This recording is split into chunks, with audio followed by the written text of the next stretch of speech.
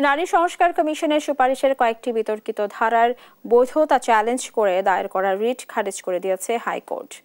সোমবার বিচারপতি ফাতেমা নজিব ও বিচারপতি শিকদার মাহমুদুর রাজীব হাইকোর্ট বেঞ্চ এই আদেশ দেন। আদালত বলেন, এই সুপারিশ এখনো বাস্তবায়ন হয়নি, এটা প্রি ম্যাচিউর। সুপারিশ সরকার বাস্তবায়ন করলে রিটকারী চাইলে আদালতে আসতে পারবেন। এর আগে গত 4 মে সুপ্রিম কোর্টের আইনজীবী রওশন আলী এই রিটটি হাইকোর্টে দায়ের করেন।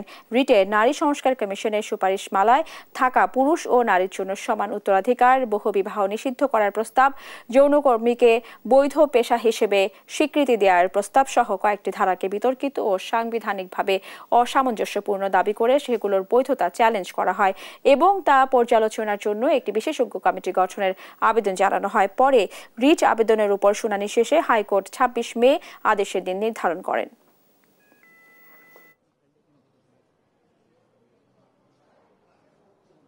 রিট পিটিশনটা দায়ের করেছিলাম, আপনারা জানেন গত 19 তারিখে এই রিট পিটিশনের মোশন হিয়ারিং হয়েছে এবং আজ এই রিট পিটিশন 26 তারিখে মোশন হিয়ারিং এর যে শুনানিটা হয়েছে সেটার আদেশ প্রদানের জন্য আজকে দিন ধার্য ছিল।